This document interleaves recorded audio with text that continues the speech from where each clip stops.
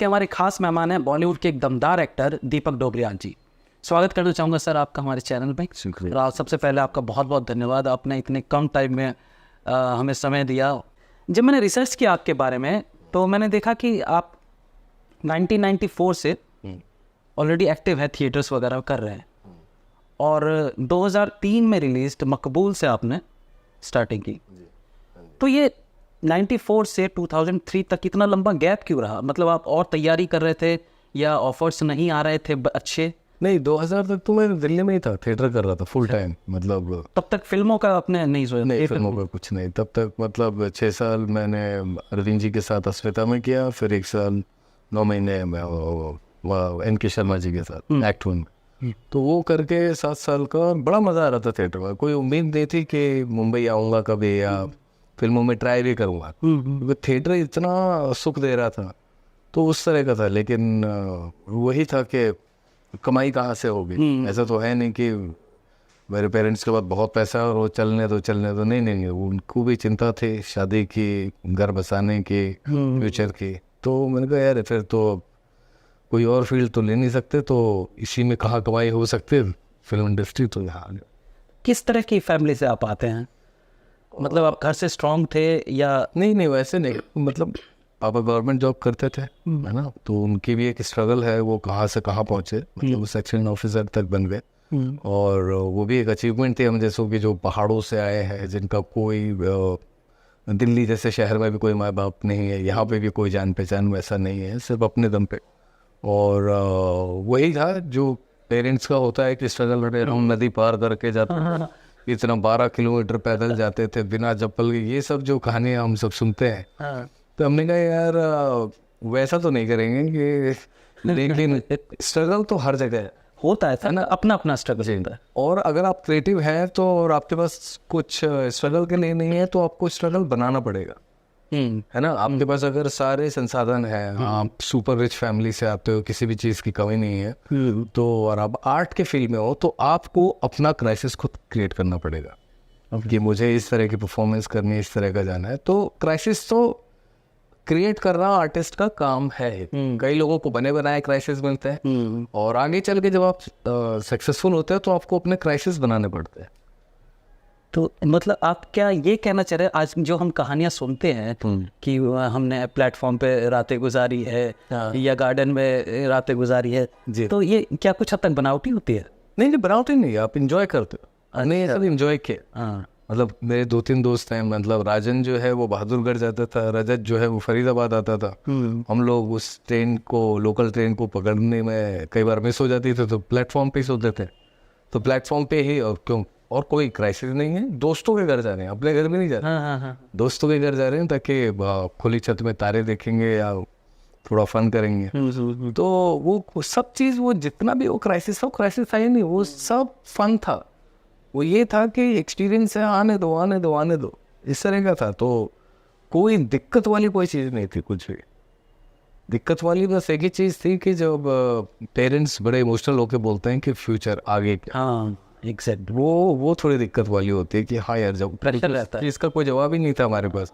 हमारा भी था, देखते हैं, तो उनका भी वो थक गए कि कब तक देखते हैं। सही बात है ना। तो पेरेंट्स को तो चाहिए एक सिक्योर जॉब हो, 9 to 5 की आराम से पैसे आते रहे। हाँ, वही वाला वो था। तो लेकिन वो बड़े खुश हुए कि यहाँ पे जिस तरह से पैसा आता है, जब चालू होता है तो बड़ा सही आता है। तो ये भी उनको बाद में तसल्ली हुई, फिल्म के साथ साथ कुछ अवार्ड्स मिलने के बाद, है ना। तो खुश रहे वो। शुरुआत करना चाहूँगा मकबूल से। मकबूल एक बहुत ही क्लासिक फिल्म थी और one of my favourite film भी है वो। जी। और मेरे हिसाब से बड़े धुरंधर एक्टर्स थे उस फिल्म में। आपकी एंट्री कैसे हुई इसमें? कैसे आपने ऑडिशन दिया? या इस फिल्म से जुड़े हुए कुछ खास किस्से अगर आपको याद? क्योंकि इसमें इरफान सर थे, वो पूरी सर, नसीरुद्दीन शाह, ऐसे धुरंधर एक्टर थे जिनको देखने का मन था। उनके बीच आप, अच्छा, मैंने ये देखा कि उस फिल्म में भले आपके डायलॉग्स कम थे लेकिन आप हर सीन में कहीं ना कहीं नजर जरूर आते। जी, जो सबको पता ही है कि मेरा कहीं पे भी ऑडिशन देने का वैसे मन नहीं कर रहा था, थक गया था ऑडिशन देख के। हाँ। और वो होता था कि यार क्या, क्यों था ऑडिशन जब हो ही नहीं रहा। कुछ भी चीज़ ऐसे में था। पहले आप देते थे ऑडिशंस? हाँ देख अच्छा, जब नहीं ऐड के लिए भी होता था तो थक गई, मतलब मेरा मन नहीं, तो मैं भी मूडी हो गया यार, नहीं कोई डंका आएगा किसी जगह पे तो दूंगा। तो अचानक मैंने सुना था कि मकबूल की कास्टिंग चल रही है, तो 1 महीने पहले सुना था। तो मेरा जो रूममेट था वो, उसको 1 महीने बाद ये पता चले कि वहाँ कास्टिंग चल रही है। मैंने कहा खत्म हो चुकी है। अच्छा। वो तो 1-1.5 महीने पहले से चल रही थी, अब तो हो चुकी है। हाँ। है ना। तो वहाँ पे विशाल जी के यहाँ मेरा एक दोस्त था हनी, तो उसने बोला यार वो हनी तेरा दोस्त है यार, उससे एक बार मेरी मीटिंग करा दे। मैंने नहीं यार तू जा रहा खुद चला जाए यार, क्या मेरे बल पे क्या है, जब मैं खुद नहीं कर रहा तो वो जाओ। तो सब ऐसे ही कुछ बोला कि ऐसे हल्की सी बात थी कि रात का खाना बनाते थे 2-3 बार, तो उसने बोला रात को मैं बाहर ट्रीट दूंगा। और पक्का चल फिर। तो मैं चला, उसको मिलाने गया था मैं। तो उसने बोला तू भी फोटो डाल दे। मैं बोला अरे यार हो चुका है यार, चल लाओ। मैंने भी 2-3 रख लिया और चलाएंगे। एंड वहाँ जाते ही विशाल जी एक ऐसे बंदे को ढूंढ रहे थे जो इरफान भाई का असिस्टेंट बॉडी गार्ड ना लगे। हाँ। मतलब उसका राइट हैंड लगे, और जो समझता हो इरफान भाई की सारी नुआंस को, हरकतों को, और एंगर को, और इसको किस मूड में है। तो वहाँ उन्होंने मुझे वो अचानक मिले और बोले कि यार एक्टर चाहिए यार इरफान के साथ में, मुझे वो टिपिकल बॉडीगार्ड नहीं चाहिए। और सब लोग थिएटर के हैं, तो कुछ भी ऐसा नहीं चाहिए कि चाहे एक जो उसका राइट हैंड है उसमें भी इमोशन चाहिए मुझे। तो उसके लिए तो चाहिए कुछ नहीं है डायलॉग और कुछ भी नहीं है, ठीक है नो प्रॉब्लम। पर वो जो आपका एटीट्यूड रहता ना हमेशा ऐसे होता। अरे वो सब जो पहला ही सीन है शायद किसी फिल्म वाले के पास आप जाते हैं। हाँ सिंह बाद में आता है। तो वो सब चीज़ें अचानक से हुई, और वो दोस्त जो था जिसको मिलाने वो देखता रह गया। तो उसने मैंने कहा यार मैं इसको मिलाने लाया था नहीं दूंगा। फिर हाँ वो ठीक है अच्छा है, पर यार यहाँ पे ना बॉडी वाला नहीं यार बंदा चाहिए था। तो आज तक वो बोलता है कि मेरी वजह से मिली है मकबूल। मैंने हाँ कुछ बात। तो ये है, तो इस तरह का किस्सा था। और बाकी पूरा जैसा थिएटर से आया था, तो ये सब जो लोग थे, नसीर साहब, पुरी साहब, पंकज जी, इरफान भाई, पीयूष भाई, तबू, इन सबको मतलब ज़्यादातर थिएटर के थे। तो मैंने इनका थिएटर लाइव देखा नहीं था कभी। अच्छा। नसीर साहब का फिर भी देखा था, मॉटलीस का जो प्ले था, डियर लाइव वगैरह। तो लेकिन औरों का मैंने कोई प्ले नहीं देखा। तो मैंने कहा यार ये एक थिएटर का जो पूरा सराउंडिंग है वो बन गया, एक जो माहौल है, कितने सारे आपके पसंदीदा एक्टर एक साथ हैं और तब्बू के साथ। तो मैंने कहा तो लर्निंग प्रोसेस है। तो मैं हर दिन वहाँ जाता था और पूरा एक लर्निंग प्रोसेस होता था। मैं इन सबको देखता रहता था अपने किरदार में रहते हुए भी, और आपको पता चलता था कि किसका क्या तरीका है, कौन क्राफ्ट में कहाँ पे खेलता है, कौन इस पे खेलता है, कौन नुआंस पे खेलता है, कौन ज़्यादा डीप उतरता है ना, कौन इमोशन पे ज़्यादा जाता है। तो ये सब चीज़ें देख के आप काफ़ी कुछ वहाँ पे, वो एक बहुत बड़ा लर्निंग चैप्टर था मेरी लाइफ का। तो वो किया और बहुत मज़ा आया, हर दिन कुछ ना कुछ सीखने को मिला। आपकी तैयारी किस तरह की रखते किसी कैरेक्टर को निभाने के लिए? मान लो आपको पता चल गया ये कैरेक्टर है, अब आप उसको क्या, आपको पूरी गाइडेंस आप डायरेक्टर के हिसाब से चलते हैं या अपनी कुछ इनपुट्स डालते हैं कि मैं इसमें कुछ अलग कैसे कर सकता हूँ? जहाँ बहुत अच्छा लिखा हुआ है वहाँ मैं डायरेक्टर के हिसाब से, राइटर के हिसाब से चलता हूँ। जहाँ बहुत ब्रिलियंट राइटिंग है वो ब्रीफ में, हाँ वो 2-3 जगह ही देखी हुए। एक मकबूल में देखी, पर इत्तेफाक से मेरी उतना बड़ा रोल नहीं था, लाइन नहीं थी। ओमकारा में देखी, गुलाल में देखी, जहाँ बेहतरीन राइटिंग थी, है ना। उसके अलावा ये था कि खुला स्पेस है, खाली स्पेस है, छोटे छोटे से टर्बुलेंस है, या भर दो। तो अचानक से खाली एरिया मिलता था, भर देता था कुछ कुछ। तो इम्प्रोवाइजेशन कर दिया किसी फन के हिसाब से, किसी और मूड के हिसाब से। तो वो सब वो चलता था। तो उसके बाद उन 3-4 राइटिंग के अलावा कोई बढ़िया राइटिंग मुझे नहीं मिली, जो पूरा जहाँ आपको कुछ इम्प्रोवाइजेशन करना ही ना पड़े। तो अमूमन ज़्यादातर 35-40 फिल्में की होंगी मैंने, तो उनमें से 3-4 को छोड़ के सब में मेरा इनपुट रहता है कुछ। अच्छा। एक अलग से जो है ना, जो स्पाइस या मैं क्या सोच रहा हूँ, तो मैं उसी पे चलता हूँ ज़्यादा। और डायरेक्टर जितने भी रहे अभी तक, उन सबको वो बड़ा कमाल का कनेक्ट किया कि हाँ ये सही सुर है, इस सुर पे चलेगा। तो ये निकालते हैं इनकी सनक। तो बोला फिल्म का कैसा रहा? क्योंकि ये एक रीमेक थी और आपका कैरेक्टर ऑलरेडी एक प्ले कर चुके, लेकिन आपका एकदम डिफरेंट था उससे, लुक वाइज भी, एटीट्यूड वाइज भी हाँ, बहुत सारी चीज़ें अलग थी। जी। तो आपने जब देखा होगा आपने ओरिजिनल वाली, क्या सोचा कि मैं इससे थोड़ा अलग करूँ या सेम उतार दूँ, कुछ माइंड में होगा? जैसे ये होता है कि मैं थिएटर से हूँ, तो कई बार क्या होता था कि जब आप जूनियर हो और आप सीनियर लोग आपका किसी क्लासिकल प्ले में कुछ कैरेक्टर कर रहे हैं, तो आप देखते रहते हो और स्टेपनी एक्टर की तरह आप किसी दिन कोई एब्सेंट है, कोई आए नहीं, तो उनकी जगह आप थोड़ा स्टेपनी एक्टर की तरह आप प्ले को आगे बढ़ाते हो ताकि और लोगों की रिहर्सल चलती रहे। तो वो सब करता था, लेकिन जब उन्हीं में से कुछ रोल मुझे मिला तो मैंने कहा नहीं, मैं उनकी तरह नहीं करूँगा, इस रोल को मैं अलग तरह से करूँगा। और मज़ा क्या, तो कुछ अलग करने की कोशिश करता था। हालांकि थिएटर में उतनी छूट नहीं थी जितने सिनेमा में, तो लेकिन फिर भी कहीं ना कहीं वो जो अलग करने की एक भूख थी वो कुछ अलग क्रिएट कर देती थी। तो वो सेम इसमें भी हुआ। तो मैंने वो कैथी देखी, तो मैंने कैथी देखी ना, ओके हाँ ठीक है गुड, पर मैं ऐसा नहीं करूँगा जैसे उसने ब्रिलियंट किया उस एक्टर में, है ना, बहुत बढ़िया किया उन्होंने। और कल्ट है कैथी उस पर, और किसी एक इतने बड़े मास्टरपीस पे अगर आप हाथ डालोगे तो जल जाएगा। तो लेकिन मैं जलने से नहीं डरता। प्रेशर तो रहता होगा कि उससे बेटर वो करना। हाँ, बट बेटर नहीं, मुझे अलग करना है। मेरे लिए बेटर का मतलब ही अलग है। बेटर अच्छा वो नहीं, परफेक्शन वो नो, मुझे अलग करना है। तो ये मेरा बेटर की डेफिनेशन। मैं जितना उसे अलग कर पाऊँ या जितना अपना ला पाऊँ जो किसी ने देखा नहीं है, तो वो मुझे। बट इसमें रिस्क भी रहता है ना, बेटर करने में आप नेगेटिव भी हो सकता है वो। हाँ नहीं, बेटर नहीं कह रहा हूँ, फिर वही कह रहा हूँ अलग। हाँ, अलग में जी। आप उससे अगर अलग करते हैं, कभी कभी गोटी फिट बैठ जाती है और आप सही जगह निशाना लग जाता है। और कभी कभार हो सकता है कि कुछ अलग करने के चक्कर में दर्शकों पे वैसी छाप नहीं पड़ पाई उस कैरेक्टर।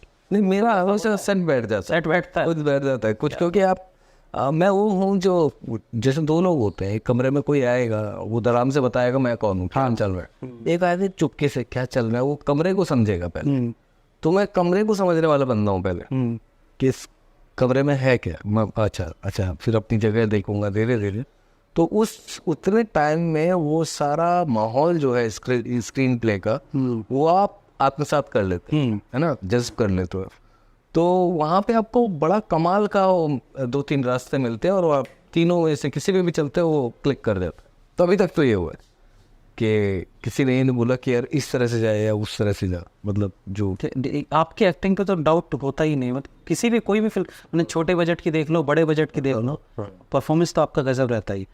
आपके तो खैर चर्चा करने लायक बहुत सारी फिल्में हैं, बट मैं 13B की बात करना चाहूँगा जी। 13B में एक बहुत ही डिफरेंट कैरेक्टर था आपका, जो बोलता भी नहीं है, सिर्फ एक्सप्रेशन से अपने भाव, अपना गुस्सा, अपना प्यार सब जाहिर करता है। जी।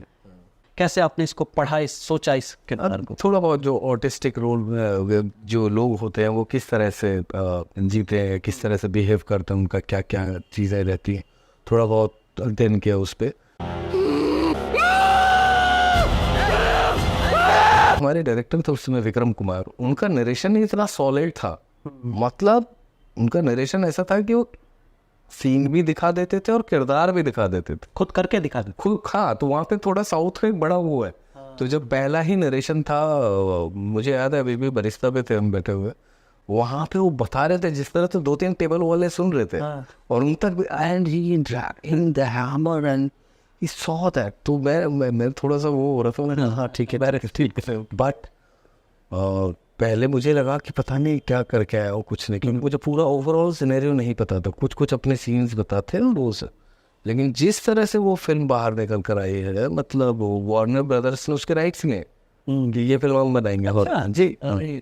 तो इतनी प्यारी फिल्म बनाई, तो उसमें ज़्यादातर श्रेय जो है वो विक्रम का है, एंड PC श्रीराम जो दिग्गज फोटोग्राफर है, मतलब DOP है, मतलब साउथ के वो भगवान माने जाते हैं। मतलब उनके लिए मैंने सुना है कि स्टैंडिंग ओवेशन मिलते हैं उनको जब उनकी फिल्म पे उनका नाम आता है एंड क्रेडिट में, तो वो स्टैंडिंग ओवेशन है। तो PC श्रीराम के साथ किए, तो वो दोनों का जादू है उसमें। ये बिना अच्छा बोलने वाले, इसमें डायलॉग्स भी नहीं थे आपके, बोलते भी मुंह का टेढ़ा कर। हाँ। अभी देखिए आप, अभी जिस तरह से एनिमल फिल्म आई थी, जी। वह मतलब ऐसा लगता है जैसे बॉबी देओल ने पूरी लाइफ में इतने डायलॉग्स बोल के इतना नाम नहीं कमाया जितना बिना बोले कमाया। तो ये मुक्त होके भी आप अपना प्रेजेंस सुना फिल्म में दिखा सकते हो अगर आप में टैलेंट है तो। जी। मतलब जैसे मैंने अभी एक फिल्म की थी बाबा, और उसको अभी तक पूरी टीमों को 30 अवार्ड मिल चुके हैं, मुझे 10 मिल चुके हैं हर जगह से, पूरा महाराष्ट्र के जितने भी हैं। उस फिल्म में मेरा एक भी डायलॉग नहीं है। अच्छा, एक भी डायलॉग। ये मराठी फिल्म है क्या? मराठी फिल्म। तो उसमें जो मेरी वाइफ प्ले कर रही थी नंदिता, वो और आर्यन जो बेटा प्ले कर रहा है, हम तीनों का एक भी डायलॉग नहीं है। और 70% फिल्म जो है वो कोर्ट केस है। ये जो उसके ये अडॉप्टेड चाइल्ड है उनका, और जो असली पेरेंट्स है वो आ जाता है क्लेम करने के लिए 8 साल बाद।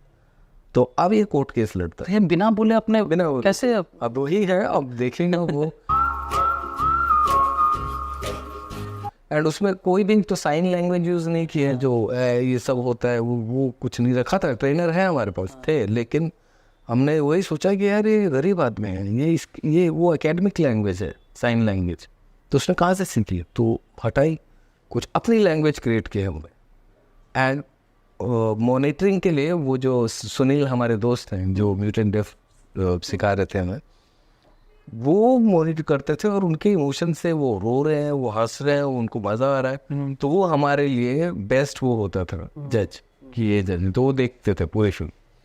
तो ऐसे करके हमने वो किया। तो उसमें क्या होता है ना कि जब ज़बान जो है ये बहुत ही मतलब मैनिपुलेटर है, ये असली फीलिंग नहीं आने देती, ये बदल देती है, इसको ट्विस्टिंग बहुत आती है, लेकिन फीलिंग्स जो बड़े प्योर होते हैं और जैसे वैसे के वैसे बाहर आना चाहिए। तो उस पर यकीन रखा हमने। और जब भी आप देखेंगे कोई भी म्यूटेंट डेफ करेगा या जिसने भी किया है थोड़ा सा, यहाँ तक कि तुषार कपूर भी, वो भी आपको अच्छा लगेगा, सब अच्छा लगेगा, हर जॉनर, चाहे वो कॉमेडी में है या आपने रेफरेंस लिए था पुरानी कुछ फिल्मों का, जैसे नाना पाटेकर वगैरह? मैंने दोनों देखे हैं। हाँ, मैं खामोशी। हाँ, खामोशी भी देखी है, और वो संजीव कुमार साहब, हाँ, उनकी भी खामोशी ही थी। नहीं, दोनों का नाम अलग अलग था। तो मैंने देखा था कि उनमें से कुछ साइन लैंग्वेज है या थोड़ा वो जो आवाज़ से, मैंने कहा आवाज़ नहीं यूज़ नहीं होगी, ये भी नहीं यूज़ होगा, कुछ भी यूज़ नहीं करे। तो एक पंगा ले लिया था हमने, बट हम चलते रहे उस पर पूरे कन्विक्शन से। और जब शूट आया तब भी जो नंदिता और आर्यन कह रहे क्या करें, मतलब कोई बात नहीं, अब हम तीनों एक दुनिया है, अब पहाड़ में गई दुनिया, अगर समझ में आता है तो आए, नहीं आता तो नहीं है। तो उस कन्विक्शन पे हम चले, एंड वो बन गया। तो जबान जो है वो बहुत कुछ दबा देती है, असली फीलिंग्स दबा देती है ना, कभी कभी आती है वो असली फीलिंग्स। तो वो है। आपका थिएटर में बहुत लंबा टाइम रहा है, तो आपके साथ और भी कुछ ऐसे हैं एक्टर्स थे जो आज एक्टर्स बन चुके हैं, कुछ उनके बारे में बताइए। कैसा यहाँ पे कैसे साथ में रहते होंगे? हाँ, साथ में स्ट्रगल होता होगा। सब लोग रहते। कौन थे वैसे आपके साथ? बहुत सारे थे, मतलब हमारे साथ शक्ति आनंद, अच्छा, एक हमारे दोस्त था, वो सीरियल करते थे वो, क्योंकि सासरी कभी बहू थे, फिर सारा आकाश, फिर आई थिंक क्राइम पेट्रोल, उसके होस्ट थे वो बहुत वो थे। तो हमारे ग्रुप के सबसे सक्सेसफुल पहले वही थे। अच्छा। जो कमाओ एक्टर हुए थे, तो मनु ऋषि चड्डा है, अच्छा, है ना, तो उन्होंने काफ़ी बहुत बढ़िया काम किया है। लकी के लिए उनको फिल्म फेयर मिला है राइटिंग के लिए, एक्टिंग भी कर रहे, तो 50 अच्छा, लिखा थे उन्होंने ये? जी। तो वो जो दिल्ली 6 का नुआंस है वो सब उनको बहुत बढ़िया से आता है, क्योंकि उनके पास बहुत कहानी है। जो भी आप वहाँ के जो चांदनी चौक की जो दुनिया है, वो मनु के दिलो दिमाग में बसी हुई है। मतलब इतना जो चटोरापन है ना जो मनु का, वो हर दुकान का सीक्रेट खोल के रख सकता है। तो मतलब एक वो भी जाके इनके पास बहुत सारी कहानियां हैं, जैसे चांदनी चौक डेज बनाने की सोच रहे थे, ऐसे ऐसे कर। मनु है, राजन क्वात्रा है, इनका दोस्त विपुल वेग है जिन्होंने फुकरे लिखी है ना, फुकरे तीनों उन्होंने लिखी है और भी लिख रहे हैं, अभी अपना डायरेक्ट करने वाला है। सुमित निजावन है, और तरुण चौहान है, और रजत है, और राजन क्वात्रा है। मतलब सब कहीं ना कहीं सेट, सब लोग कहीं ना कहीं एक्टिंग से ही जुड़े हुए हैं, किसी ने एक्टिंग छोड़ी नहीं भी। तो ये एक अपनी एक स्ट्रेंथ दिखाता है ना। सब लोगों ने अपना जैसे तैसे करके भी एक्टिंग हमेशा प्रायोरिटी में रखा है। देख, कॉमेडी का कैरेक्टर्स तो हमने आपके बहुत देखा और बहुत ज़बरदस्त आप करते हैं, उसमें कोई शक नहीं है। बट नेगेटिव कैरेक्टर्स ना मुझे मतलब दिल से भाते हैं, जो भी आपने किया है, वो चाहे आपका ये भोला वाला अश्वत्थामा हो, दबंग वाला गेंदा हो, तो आप कॉमेडी जोन में ज़्यादा अपने आप को कंफर्टेबल फील करते हैं या आप नेगेटिव को ज़्यादा एंजॉय करते हैं? नहीं मतलब कॉमेडी कहाँ से आ गया मुझे समझ ही नहीं आता खुद भी, क्योंकि दिल्ली में जब मैंने 7 साल थिएटर किया है उसमें कॉमेडी तो थी ही किसी भी नाटक में, वो सारे क्लासिकल थे।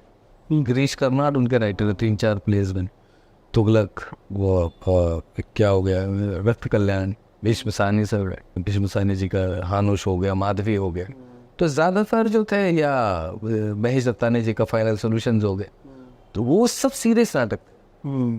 लेकिन यहाँ पे क्या हुआ कि यार कॉमेडी कर लूँ, मैंने तो कॉमेडी होती कैसे मुझे सच में नहीं पता था, और वो करता चला गया, बस दोस्तों को हंसाता रहता था, और उसी तरह का कुछ वो क्लिक हो गया, और अचानक से वो छापा पड़ गया कॉमेडियन का, मतलब कि ये तो कॉमेडी करता है। तो मैंने को पता यार शेक्सपियर किया है मैंने, डारियो फो किया है, यूजीन ओनील किया, ब्रेक्ट किया है ना, इन सब के मैंने लीड में वो किया है, ट्रैजिक प्लेस किया है, तो मैंने हो गया ठीक है। तो लोगों की नज़र में कॉमेडी पहले आ गई। हाँ, वैसे वो सीरियस एक्टर है। हाँ वैसे सीरियस हो, लेकिन वो कोई देख मानता नहीं है, तो डिमांड, यहाँ पे डिमांड एंड सप्लाई का वो, ये तो, और किसी के पास इतना पेशेंस नहीं है कि नहीं जी आपका सीरियस वाला देखना है हमें, आपको रोमांस देखना है, नहीं वो दिख जाएगा। तो कई बार आप अपना एक स्टेप लेते हो कि यार नहीं मैं 1 साल काम नहीं करूँगा, पहले मैं इस इमेज को तोड़ूंगा। तो उस तरह का मैंने वो किया, 2-3 साल मैंने सारे कॉमिक प्ले रोल्स जो थे वो सब मना कर दिए थे।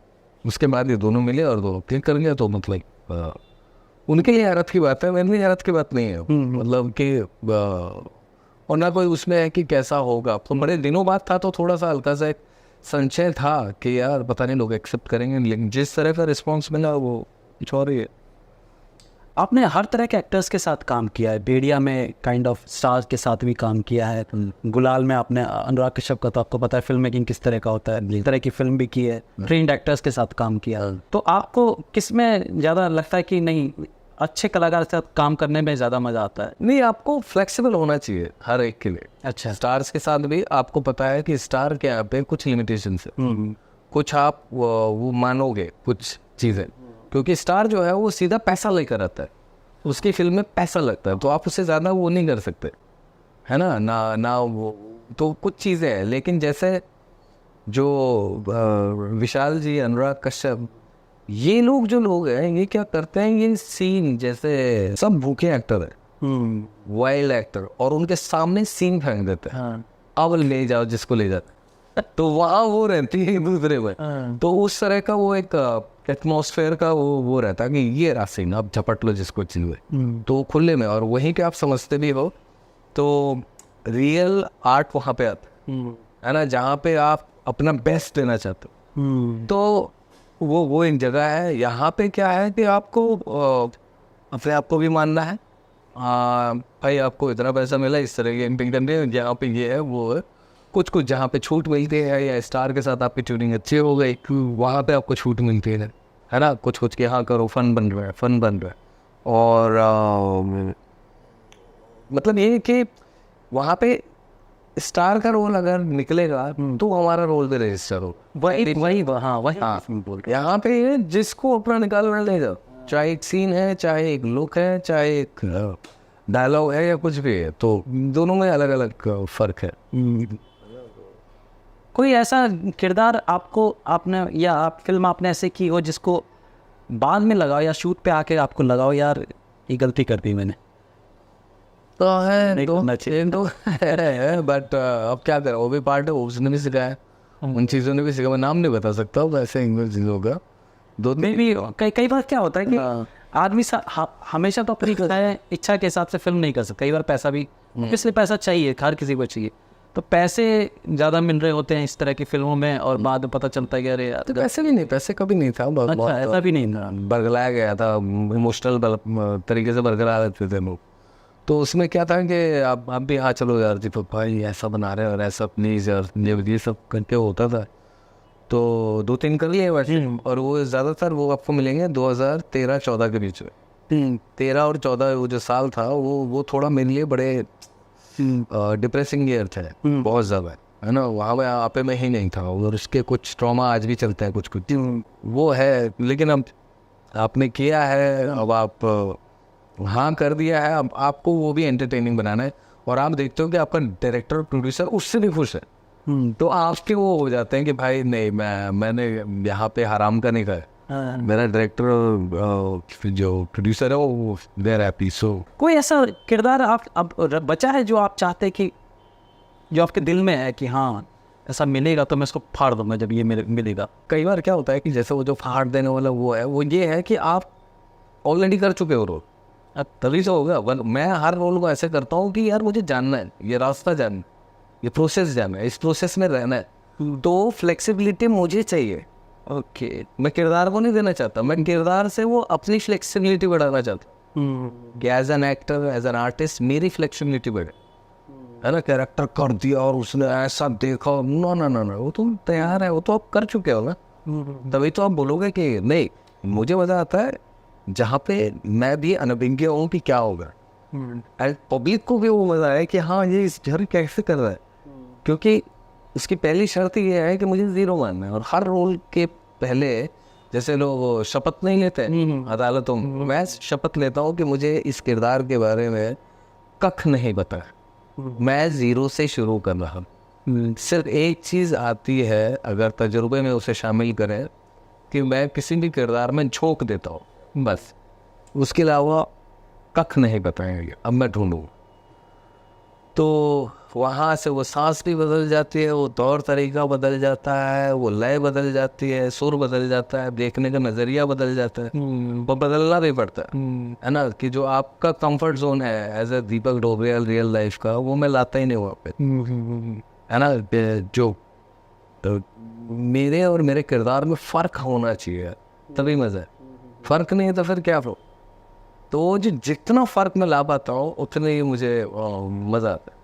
तो कभी ऐसा फील हुआ है कि जैसे आपने एक रोल कर दिया, बढ़िया किया आपने, बाद में आपको देख के लगा मैं इसे और बेटर कर सकता था? हाँ, ऐसा होता है हर रोल के लिए, हर रोल के लिए। एंड वो इसलिए क्योंकि जब वो फिल्म आती है तब आप बैठे हो और आप भी वो मोमेंट एंजॉय कर रहे हो, नहीं यार क्या, और आपको पकड़ में आ जाता है। हाँ। मैं कई चीज़ें नोटिस करता हूँ कि उस समय क्या एम्फेसिस था मेरे उसमें, जो वो मोमेंट उतना सच्चा नहीं बन पाया जो रह गया सच्चा बनते बनते।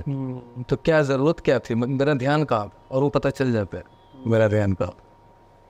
तो कुछ चीज़ें वो फिर ताकि आगे कभी जो रोल करो उसमें वो पिछला वाला ध्यान जान चुका था वो ना चुके, तो उसके लिए मैं पहले से अलर्ट रहता हूँ कि उस तरह का मोमेंट। मतलब फिल्म दर फिल्म बेटर होते चले जाते हैं, इससे यही है ना, वही करना है। आपकी फिल्म देखी मैंने, दाएं या बाएं, मतलब फर्स्ट शुरुआती फिल्म थी और लीड में भी थे आप, इसलिए भी मुझे वो फिल्म अट्रैक्ट कर रही थी।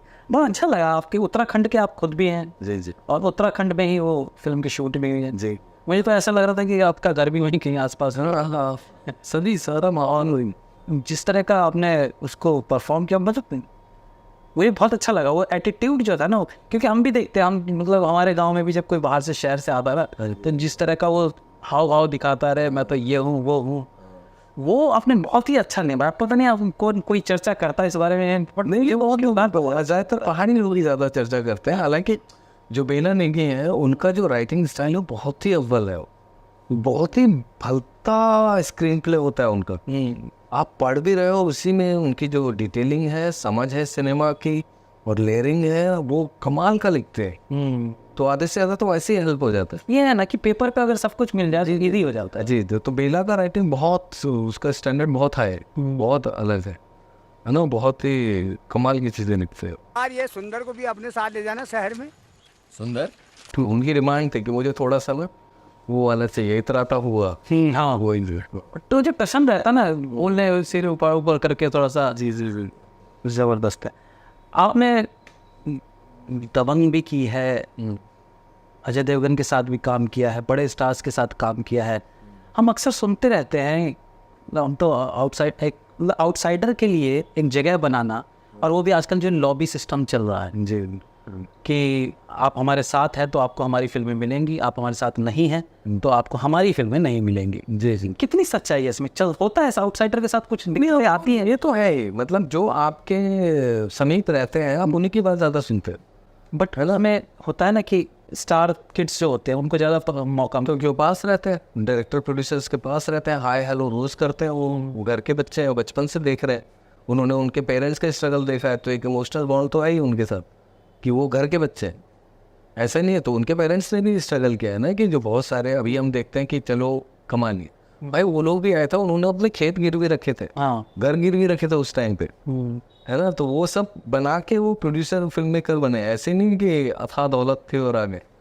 तो उनका जो बॉन्डिंग है वो चलने दो, लेकिन वो सब आर्ट की रिस्पेक्ट कर रहे हैं। कोई भी नहीं है जिसने किसी भी आर्टिस्ट को, प्योर आर्टिस्ट को हटाया हो या दुत्कारा हो, कभी भी नहीं, कभी नहीं, कोई एक एग्जाम्पल नहीं है जो अच्छा कर। यहाँ पे जो पंगे होते हैं वो सिर्फ एटीट्यूड के होते हैं, किसी ने किसके खिलाफ कुछ गलत बोल दिया, घटिया बोल दिया, ये सब चीज़ें किसी और ने सुन के उसको बता दिया, ये है। और काम के उसमें और टैलेंट को दुत्कारने वाला है कोई नहीं, सब एक्सेप्ट करते हैं, सराखों पे बिठाते हर आर्टिस्ट। तो ये है, और जितने भी लोग हैं उन सब के घरों में आर्टिस्ट हैं, किसी न किसी ने बहुत बढ़िया बढ़िया 10-12 काम किए हो, तो वो आर्ट की रिस्पेक्ट करते हैं। तो नेपोटिज्म जैसी चीज़ होती है क्या, आप मानते हो इसको?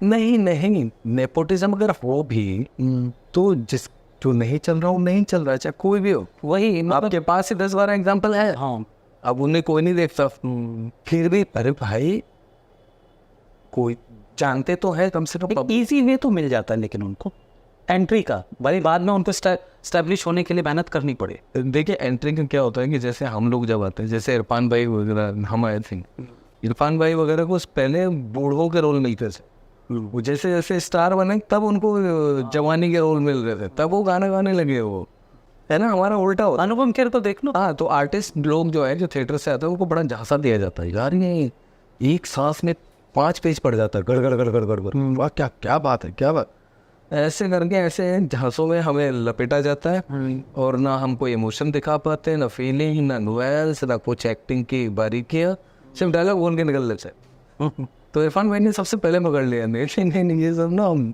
बनाते हैं, हम सब उन्होंने कुछ और करो। तो वो सब जिसने पहले समझ लिया, तो वो अलग अलग अपना हुनर दिखाता चला। कैसा था इरफान भाई का व्यक्तित्व, कैसा था? बहुत बढ़िया, आर्टिस्टिक, वो रियल लाइफ से भी आर्टिस्ट है, उनका रियल लाइफ और आर्ट दोनों एक था, उनका कोई फ़र्क नहीं था, उनके लिए रियल लाइफ और आर्ट में कोई फ़र्क नहीं था, जो मैंने देखा, जो मैं इरफान भाई को। हालांकि मेरा प्रोसेस उल्टा है, मेरा ये है कि आर्ट रियल लाइफ अलग है, आर्ट अलग, मैं ये डेलिबरेटली मानता हूँ। अच्छा, मेरे कई टीचर इससे एग्री नहीं करते, नहीं मैंने वो मैंने इरफान भाई का दे कि जो आर्ट और रियल लाइफ एक ही है, वैसे ही जीऊँगा जैसे आर्ट में, और वैसे ही वो बेबाकी से वो न्यूज़ चैनल्स पर भी बड़ी बेबाकी से। हाँ, तो बड़ा मुश्किल रहता है उनके जैसे व्यक्तित्व को कहीं भी जाना, इतने बड़े न्यूज़ चैनल या कहीं पे भी कुछ बोलना, है ना। लेकिन वो भी ऐसे मुद्दे पर जो हर मुद्दे पे वो दिख गया, वो ट्रू आर्टिस्ट है। अरे यार हमारे पास है ही क्या और दाव पे लगाने के लिए। सलमान खान की भी बहुत चर्चा होती है, उनके आप अभी रियल लाइफ और रियल लाइफ की बात कर रहे थे, उनकी भी दोनों लाइफों को लेके बहुत चर्चाएं होती है बाहर कि भाई वो ऐसे हैं। आपने तो दबंग में क्लोजली काम किया, उनके बारे में कुछ बताइए, क्या है मतलब जैसा वो एटीट्यूड, जैसा वो उनका सोशल मीडिया पर दिखता है, देखने को क्या सही में वैसे ही है, या हर एक स्टार का अपना एक सॉफ्ट कॉर्नर होता है कि जो फुल सॉफ्ट है उनके अंदर, बहुत सॉफ्ट कॉर्नर है उनके। प्रेम रतन पाया में था, एक जन भी ऐसा नहीं देखा कि उन्होंने किसी की हेल्प ना किया। अच्छा, वो सब चीज़ एक्टिंग कर रहे हैं, खेल रहे हैं, ये शाम को आके कुछ आता था और वो किसी को कोई हेल्प नहीं है, उसकी हेल्प चल रही है किसी न किसी उस पर। अच्छा बंदे के, हाँ हर एक बंदे के। एंड आर्टिस्ट के साथ उनका बड़ा कमाल का एक वो रहा है, मतलब जो भी थोड़ा सफरिंग में है सलमान भाई उसकी हेल्प करते हैं, ये मैंने देखा। कोई भी अगर उसमें है तो बहुत ही सॉफ्ट कॉर्नर, प्यारा दिल का आदमी, मतलब एकदम गदगद हो जाए इनको। हाँ, इमेज उनकी थोड़ी सी ऐसी बनी गई है ना सोशल मीडिया में, लगता है कि यार बड़ा एटीट्यूड है। इमेज तो बनानी भी पड़ती है ना, पीआर वीआर भी है कि अभी एक्शन कर रहे हैं तो इस तरह की इमेज दिखाओ। आजकल बायोपिक को लेके भी मतलब बहुत लगातार किसी न किसी के बायोपिक्स बनती जा रही है। आपका कुछ है ऐसा कि मैं कभी किसी की बायोपिक करूँगा, मतलब कोई ऐसा मन में हो? ओमकारा के बाद मैंने 4-5 न्यूज़पेपर में कहा था कि I want to play biopic. अच्छा, किसकी करना चाह रहे थे? ध्यानचंद, नुसरत फतेह अली खान, पिंकी प्रमाणिक, और भी है। तो ऐसे ही कुछ चीज़ें हैं, बिल्कुल करना चाहूँगा। ध्यानचंद साहब का वो करना चाहता था, तो बचपन से ही बड़ा फैसिनेट करता था। हॉकी के जादूगर लोग चेक करते थे क्योंकि वो स्टिक में मैग्नेट तो नहीं है, बॉल कैसे चिपक जाती है, बॉल नज़र क्यों नहीं आती जब ले जाते। तो इस तरह की ना बड़ा फैसिनेट हो यार, ध्यानचंद ज्ञानचंद ये सब।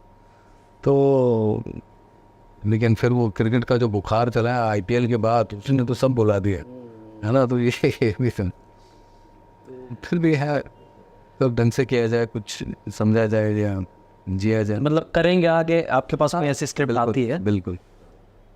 कंगना रनौत के साथ भी आपकी अच्छी केमिस्ट्री बनी है, 2-3 फिल्में बहुत अच्छी की आपने। उनका कैसा रहा? अब तक अच्छा प्रोड्यूसर भी बन गई हैं वो। यार मेरे साथ तो सब कैसी acting? इतने प्यार में थे, मैं क्या बताऊँ यार, कोई भी दिक्कत नहीं है किसी भी बंदे से। अब ये समझ में नहीं आ रहा, मतलब वो जो है ना कि मैं, तो मुझे लगता है जब भी कुछ न्यूज़ चलते हैं ना, मुझे लगता है इन्हीं का PR वाला करवा रहा है। क्या है कि हम लोग को तो अंदर की खबरें पता नहीं होती, हाँ। हम तो बाहर से जो दिखेगा हम तो उसको मानेंगे। सभी बढ़िया है यार, कोई भी वो नहीं है कि।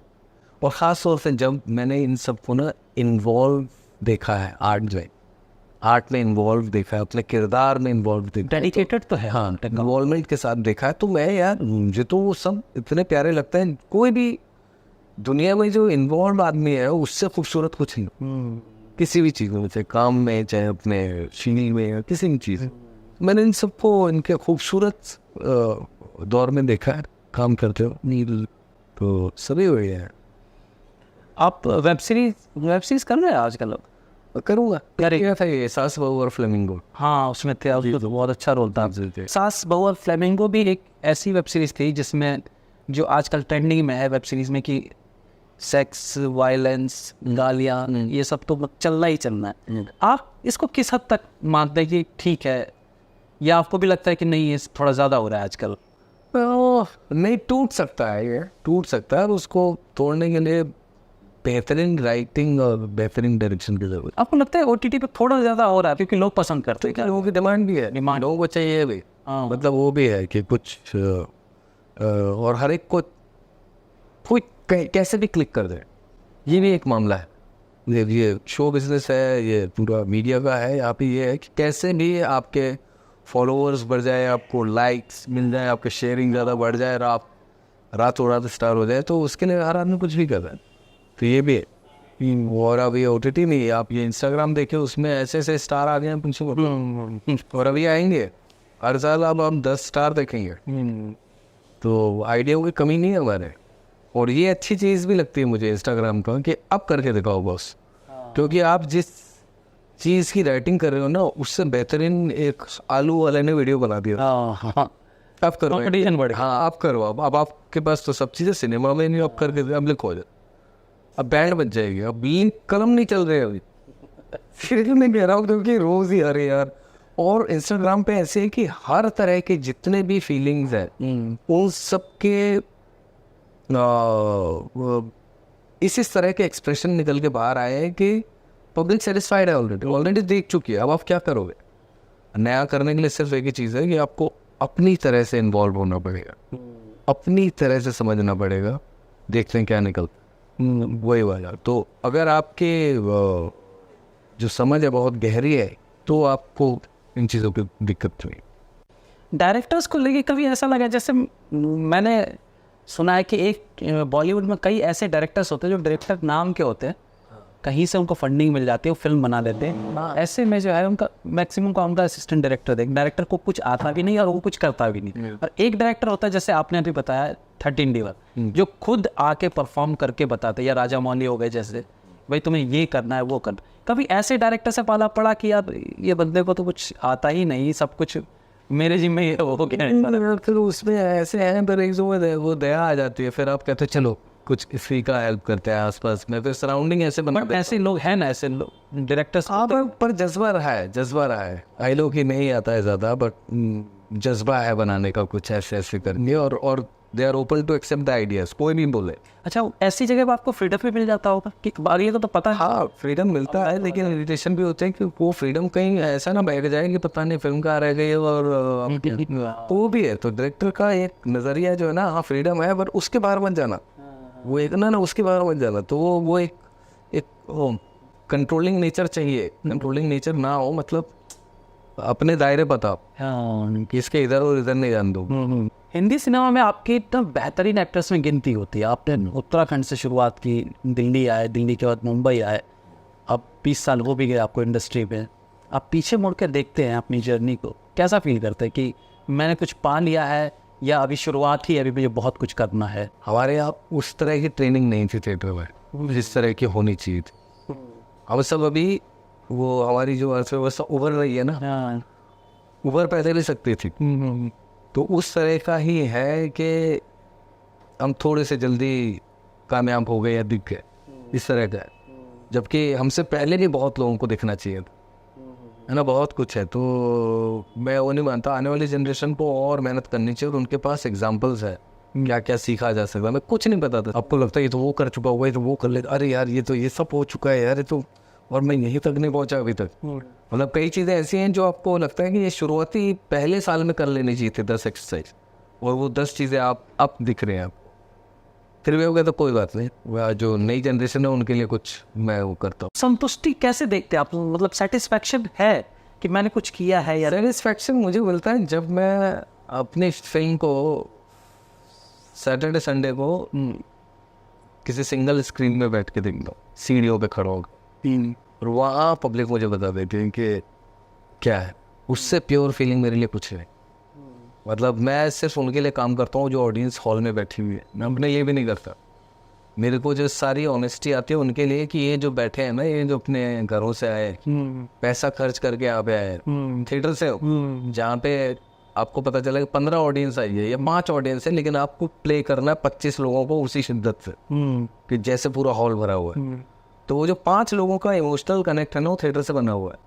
मतलब आज भी हम जब श्री राम सेंटर या कमानी इधर जब दिवाली होती थी, तो उनके टिकट काउंटर पे हम दिया जला के आते थे, कैंडल। यस यार, हमारा सेल बढ़ जाता थिएटर का इसी तरह का। तो जैसे वो सिनेमा में आप देखते हो कि पूरा हॉल भर गया है, और जो आप सीढ़ियों पे खड़े होके आप देख रहे हो उनका, चाहे वो पप्पी जी के लिए गदगद हो रहे हैं या श्याम प्रकाश के लिए रो रहे हैं या उसके लिए थोड़ा सीरियस जाके देखते रिएक्शन। यस, उससे प्योर फीलिंग है ही नहीं अभी उससे मैं उसी के लिए काम करूँ।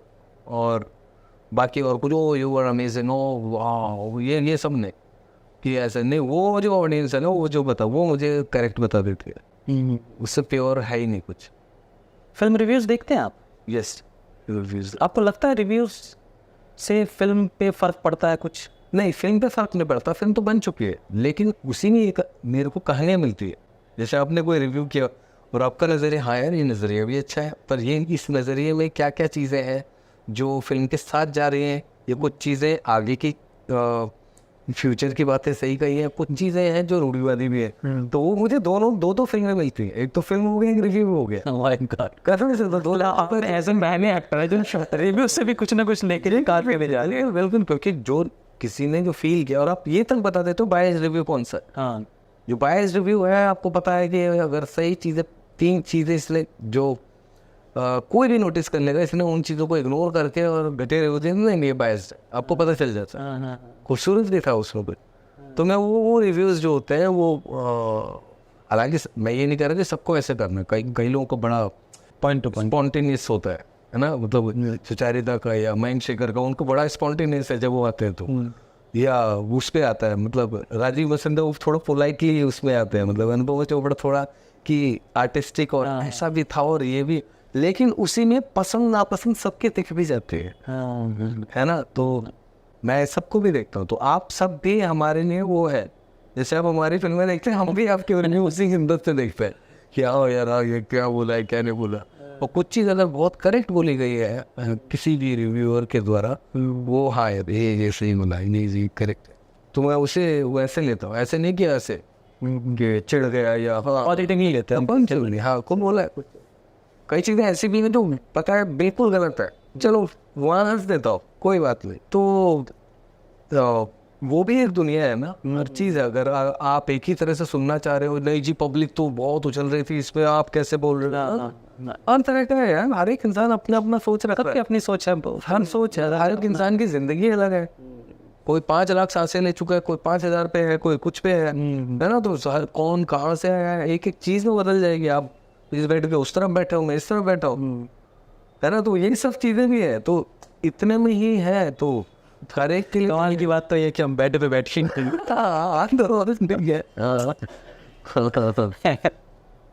बढ़िया। आने वाले टाइम में आपके किस किस प्रोजेक्ट में दिखने वाले हैं? आने वाले में एक तो ये राम रेड्डी जी की जो फिल्म है, बहुत कमाल का डायरेक्टर है ये, द फेबल, उसका भी बर्लिन में प्रीमियर हुआ है रेड कारपेट पे। तो सुनने में आ रहा है बहुत शानदार फिल्म। बहुत ही अमेजिंग और बहुत अमेजिंग रिस्पॉन्स मिला है वहाँ पे हमको। सेक्टर 36 है। अब आपके जो रिव्यूज़ है वो सब भी बढ़िया एनर्जी देते हैं, है ना। तो और बाकी यार सभी पत्रकार, मेरे जो दोस्त हैं ना सारे पत्रकार हैं। अच्छा। दिल्ली में, देहरादून में, पंजाब में, इधर उधर सब जगह, तो उन्हीं की संगत में रहा हूँ। हो तो वो भी एक रहता है थोड़ा, तो दिल्ली से आए, चलो हाँ आता हो, अच्छा, वो वाला जी। सही सही सही सही सही।